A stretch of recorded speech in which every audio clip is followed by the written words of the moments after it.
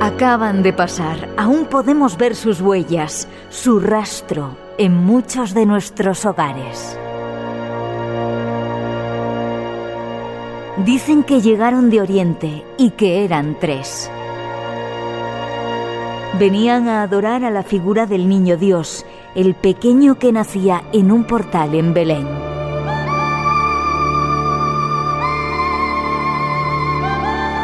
Tras ellos dejaron regalos y muchos enigmas. Misterios que hoy deseamos conocer de la mano de nuestro próximo invitado.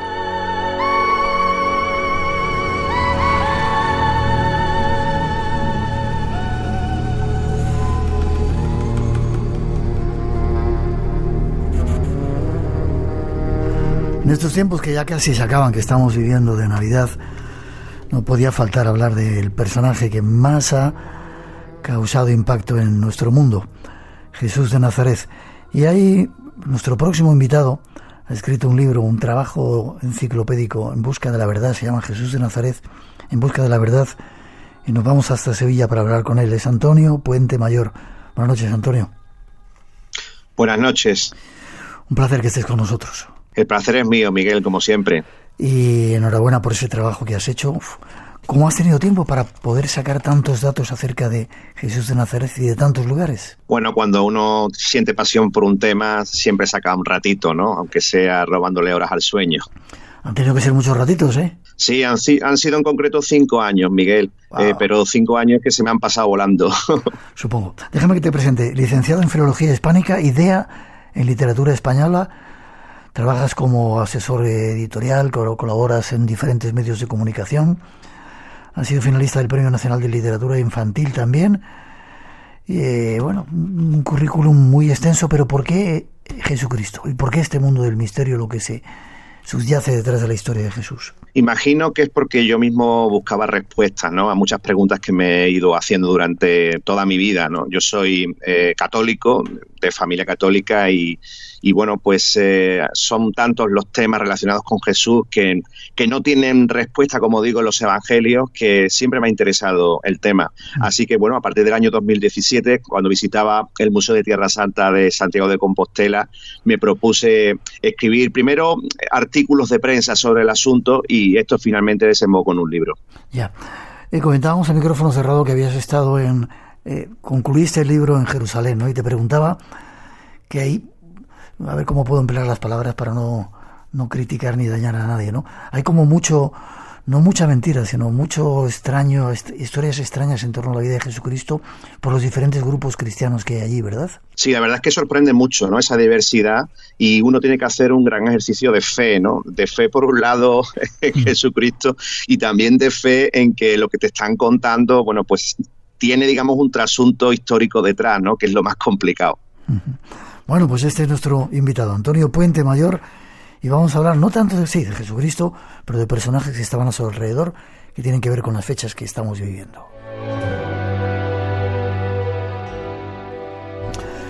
¿Dónde nació Jesús? ¿En Nazaret, en Belén o en dónde? Según los estudios que tú has hecho. Según los últimos estudios, los últimos datos del año 2019 nos indican que la fecha podría ser el 5 antes de Cristo, o sea, 5 años del supuesto año cero en Belén. Yo me remito a la Res Gestae Divi Augusti, que es, digamos, una piedra que se conserva en Ankara, en Turquía, en la cual pues conocemos que el César Augusto no solo efectuó un censo universal, realmente se hicieron 3 censos. Uno de ellos, el más importante, que podría hacer, digamos, que los testimonios de Lucas y de Mateo estuvieran en común, podría llevarnos hasta el año 5 antes de Cristo, repito, concretamente en Belén. Antes de Cristo has dicho, ¿no? Sí, antes de Cristo, porque en los datos que teníamos anteriores, lo que durante años se ha venido manejando dentro de la historiografía, se hablaba de que, bueno, ese empadronamiento de Cirino podía ser del 6 después de Cristo, pero claro, esto colisionaba con la muerte de Herodes el Grande el 4 antes de Cristo.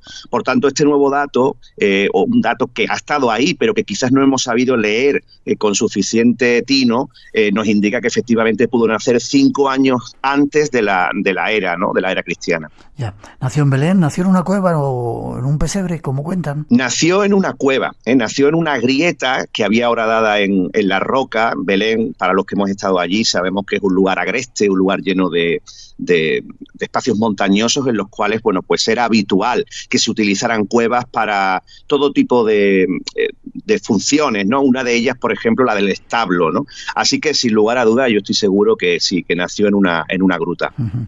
Acompañado de sus padres, José y María, ¿no? Y yo creo que alguien más, Miguel. Yo también diría que en el alumbramiento de Jesús pudo haber parteras, que eran esas mujeres que desde la antigüedad ya habían venido ayudando, ¿no? a dar a luz. Hay que entender que en el siglo I, pues un hombre no estaba habituado, ¿no? a ayudar en un parto, y es muy probable que hubiera mujeres, tal como refleja el arte anterior al siglo XV.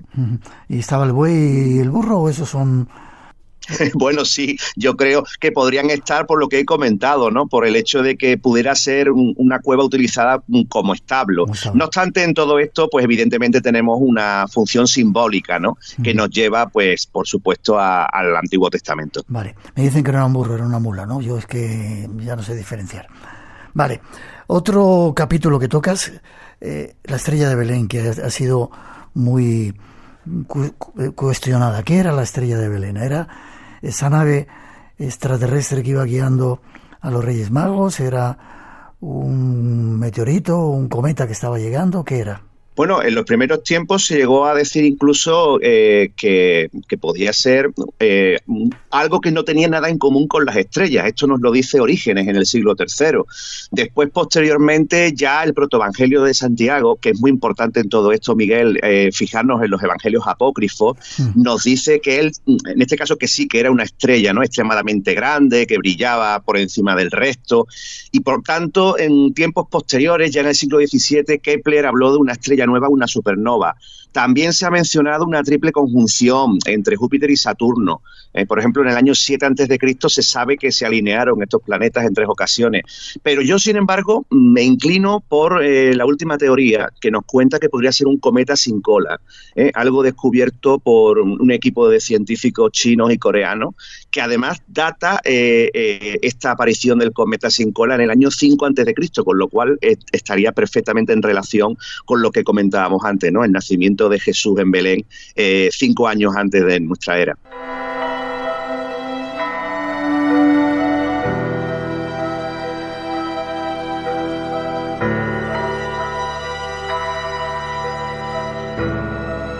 Esa estrella condujo a los Reyes Magos, que son un poco el centro de la entrevista que me gustaría hoy hacer contigo. ¿Quiénes eran los Reyes Magos? Bueno, lo primero que hay que decir es que probablemente eran magos, ¿eh? No sabemos si serían reyes, pero en el sentido estricto, magos como personas eruditas, como personas sabias, llegadas desde Oriente, se nos dice, pero que si nos fijamos, por ejemplo, en el Salmo 72, en el Antiguo Testamento, nos dicen que podrían proceder de Tarsis, e incluso de Saba y de Arabia, en este caso siendo reyes, ¿no? Por tanto, tenemos en el Evangelio de Mateo a unos magos, pero esto a su vez nos lleva al Antiguo Testamento, que tanta relación tiene en otros episodios de la vida de Jesús, donde ya se nos mencionan a unos reyes. ¿Dónde estaban estos lugares? Bueno, Tarsis podría estar, por ejemplo, en Tartesos, en el confín de Occidente. Algunos lo han relacionado con la provincia de Huelva, por ejemplo. ¿Con lo cual un rey mago español? Sí, podría ser. La verdad es que Tarsis ya fue importante en la época fenicia, por ejemplo, se habla de la plata refinada, ¿no? De Tarsis, ¿no? Esto aparece incluso en la Biblia, y Heródoto también lo menciona. Y luego tenemos a Saba, que es muy importante, como tú sabes, Miguel, la relación de la reina de Saba, ¿no? Con Salomón, con toda esa cultura que hay en Etiopía y, por supuesto, Arabia. Así que 3 lugares que parece que están bastante definidos, por lo menos en el Antiguo Testamento. ¿Seba dónde sería? Que es el que me ha faltado. Bueno, Seba se relaciona también con Arabia, ¿no? Saba en Etiopía y Seba, que sería una localidad, una población, digamos, cercana a Arabia, porque, bueno, digamos, este era el punto en el que el libro de los Salmos sí cita el origen de los magos, y estarían concretamente al suroeste. Vale. Teóricamente son los que anuncian a estos 3 Reyes Magos el nacimiento de Cristo. ¿Cómo saben que van a hacer. ¿Qué hay detrás de toda esa historia? ¿O esa leyenda? ¿O hay fundamentos históricos que lo mantengan? Bueno, más allá de los evangelios, como ocurre con otros episodios de la vida de Jesús, es difícil, ¿no?, encontrar detalles, encontrar información extra. Por eso tenemos que acudir a los evangelios apócrifos. Por ejemplo, tenemos el Pseudo Mateo, que es bueno, pues un texto bastante interesante donde se nos dice que estos señores no llegaron a adorar a Jesús en Belén, sino que lo hicieron 24 meses más tarde en Nazaret, o sea, ya con un niño ya crecidito, y que además entraría en relación, fíjate, con la orden del rey Herodes de asesinar a todos los niños menores de 2 años, ¿no? Así que yo creo que este es un dato interesante que, por otro lado, pues, bueno, pues la verdad es que choca con la tradición belenística, ¿no?, de colocar a los Reyes Magos en el mismo portal de Belén. O sea que, según los datos, lo adoraron bastante más tarde del nacimiento. Por lo menos 2 años, sí. Eso nos dice el Pseudo Mateo y también lo recoge el Códice Arundel, que es un texto muy bonito que se redactó en el siglo XIV y que además entra en relación con otro códice, el Herenfort, del siglo XIII. Este, concretamente, Miguel, está basado en el Protoevangelio de Santiago. Como digo, son los evangelios apócrifos que más información extra nos aportan más allá de los evangelios canónicos, ¿no? Ahí tenemos, por ejemplo, una descripción detallada, quizás la más antigua que se conserva de los magos, ataviados con los calzones típicos de Irán, con amplios vestidos, con la piel oscura, eso hay que decirlo, la piel oscura propia de la zona persa, la zona escita, y bueno, y esto además es lo que queda recogido, por lo menos la vestimenta, en una de las representaciones más antiguas que tenemos de los Reyes Magos, que es en Apolinar el Nuevo, en Rávena, en Italia. Uh-huh. ¿Y eran reyes o eran magos? ¿O las dos cosas? Bueno, en el principio eran únicamente magos, pero posteriormente se les va a incorporar el título de reyes, ¿no? Esto ya es algo posterior.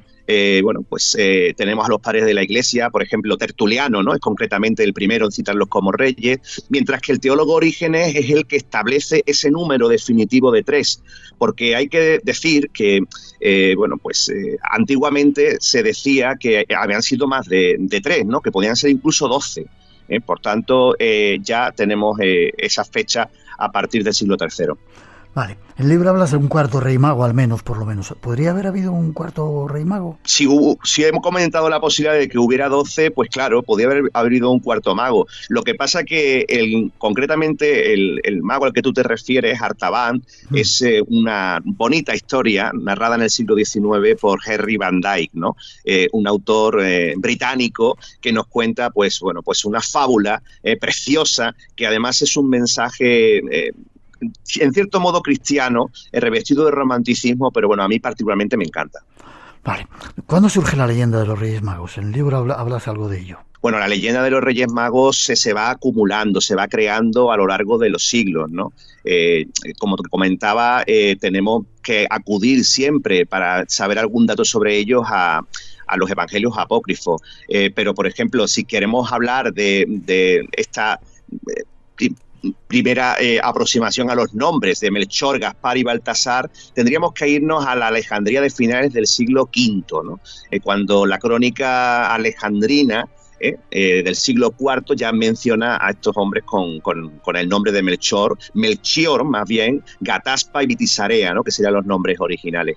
Luego después ya tenemos otro evangelio apócrifo, insisto que esto es una recopilación de datos sacados de esos evangelios no canónicos, que es el evangelio armenio de la infancia. Ahí ya tenemos otros nuevos nombres, Baltasar, Melcon y Gaspar, en nombres más cercanos a los actuales, ¿no?, que son los que además aparecen en esa basílica italiana de San Apolinar el Nuevo. Ya en el siglo VI, a partir de esa fecha, tenemos a los 3 reyes de raza blanca, lo cual es bastante importante porque la figura de Baltasar, como tú sabes, bueno, la solemos representar en el arte de color negro, ¿no? Pero esto es algo ya posterior. Vale. Oro, incienso y mirra es lo que le traen como regalo a Jesús. ¿Por qué? Bueno, pues porque son unos dones que nos llevan, nos retrotraen a los orígenes, ¿no?, prácticamente al jardín del Edén. Si nos vamos a otro texto sagrado, otro texto bastante curioso y desconocido, es el texto de la Cueva de los Tesoros. En él se nos cuenta que Adán, al ser expulsado por Dios del paraíso, se llevó una serie de elementos, de objetos que extrajo de allí y los ocultó en un lugar, ¿no? Estamos hablando de esa Cueva de los Tesoros. Esos dones que pertenecieron al primer hombre de la tierra, a lo largo de los siglos, a lo largo de muchísimo tiempo, van a pasar de generación en generación hasta que sean entregados al nuevo Adán, en este caso, al que va a traer la nueva alianza, que es Jesús de Nazaret.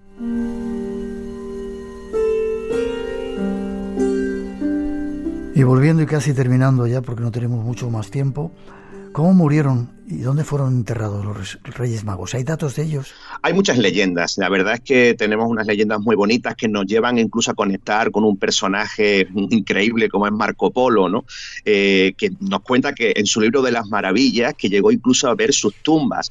Pero hoy, si cualquier persona del siglo XXI quisiera conocer, seguir los rastros de los Reyes Magos, tendría que buscar en un lugar muy particular que yo he tenido la suerte de conocer, que es la Catedral de Colonia, en Alemania, ¿no? Allí, a partir de las acciones de Federico Barbarroja, estos cuerpos son traídos a ese lugar y se consagra la catedral básicamente para recordarlos, ¿no? El arca es preciosa, es un arca de oro con piedras incrustadas y pues toda la Catedral de Colonia está dedicada, desde las vidrieras al propio suelo, a los Reyes Magos.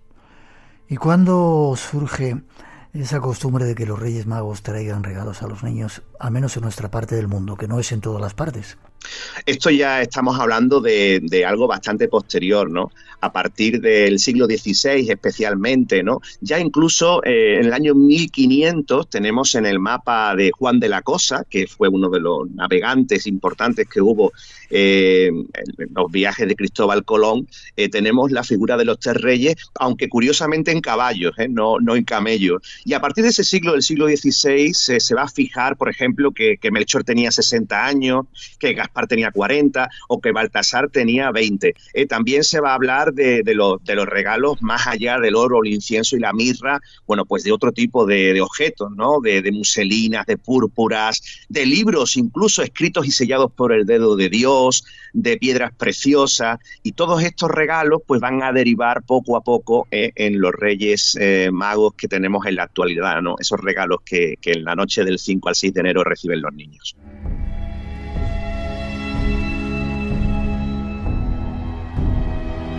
Pues este ha sido un esbozo en esta noche en la que acaban de pasar los Reyes Magos, con nuestro invitado Antonio Puente Mayor, acerca de los Reyes Magos. Si queréis saber más, Jesús de Nazaret en busca de la verdad, y esto, Antonio, solamente ha sido un capítulo. Hay tanto que hablar de Jesús de Nazaret y has recopilado tanto trabajo en este libro que te emplazo para que vuelvas al programa si quieres, cuando te apetezca. Pues será un placer hablar de Jesús de Nazaret, un personaje influyente, quizás el más importante de todos los tiempos y al que, le he dedicado este libro y muchas más cosas que vendrán en el futuro. Cosa que me alegra mucho. ¿Forma de contacto contigo, Antonio? Pues me pueden encontrar en las redes sociales, Antonio Puente Mayor, estoy en Facebook, Puente Mayor en Twitter, en Instagram y, pues aquel que quiera dirigirse a mí, ahí me tiene. Será un placer volver a tenerte en el programa y que los Reyes Magos ojalá te hayan traído muchas cosas y si no, que a lo largo de todo el año vayan llegando esos regalos que te mereces. Un fuerte abrazo y feliz año. Un fuerte abrazo. Hasta muy pronto.